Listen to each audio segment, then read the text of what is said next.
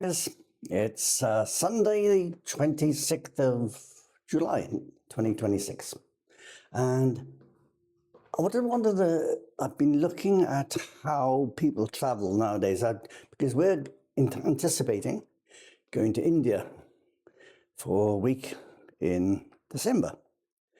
And when I watch Emma, she's on the computer, she's looking at all the different options we've got. She organizes the flights, she organizes the hotels, even the taxi from the hotel, from the airport to the hotel, the return flight. And if we go up to the Taj Mahal, that's another thing she can organize even before we go. And it really is quite amazing, because when I look back to when I was traveling in my 20s, I went with a mate of mine in my late 20s. I went with a mate of mine, Roy.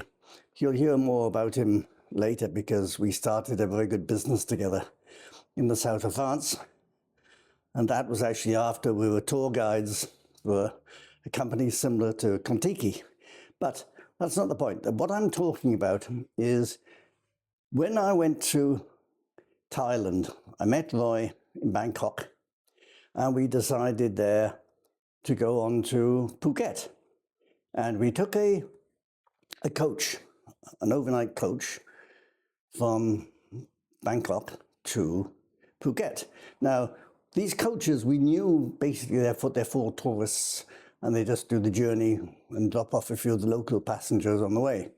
And we knew we'd heard some weird stories about being robbed on the coach, and the coaches being stopped, and armed men getting on the coach and demanding money from all the passengers. Well, we knew that risk.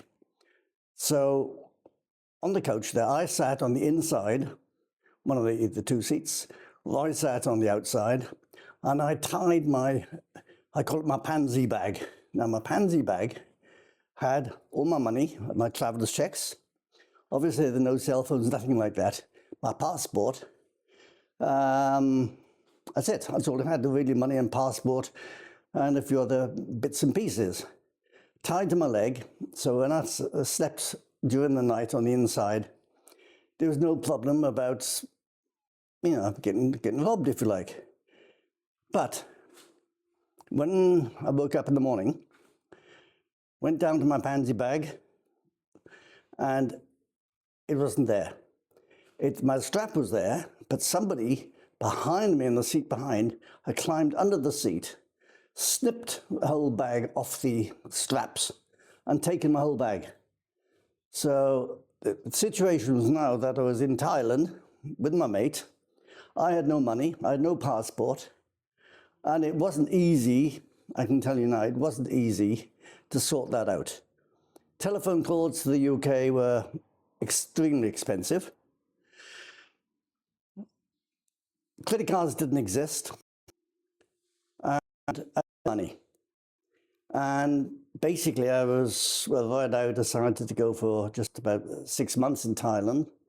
And so what I had to do then, Roy had to sub me.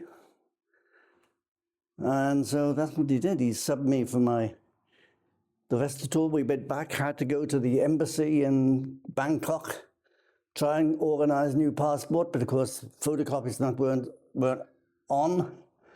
And so I had to try and get the traveler's checks back to get some money back again. I had to phone my mother in England to see if she could organize to send money to Thailand to a bank, which was most unusual sort of thing to do, because we're talking about 55 years ago.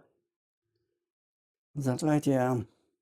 So anyway, we did sort it out eventually, but that was sort of a bit of an adventure. We decided not to go to Phuket, because we decided to go up north to Chiang Mai and on to Chiang Rai while we were waiting for all these details to come through.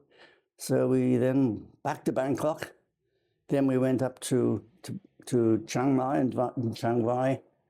And well, that's another adventure, because we went into the unknown there with one guide going around all the different, went to the tribes, the current tribes in the jungle just near Burma.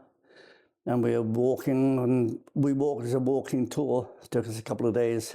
And anyway, when I come when I've got more info on that, I'll come back to you and I'll tell you how I managed.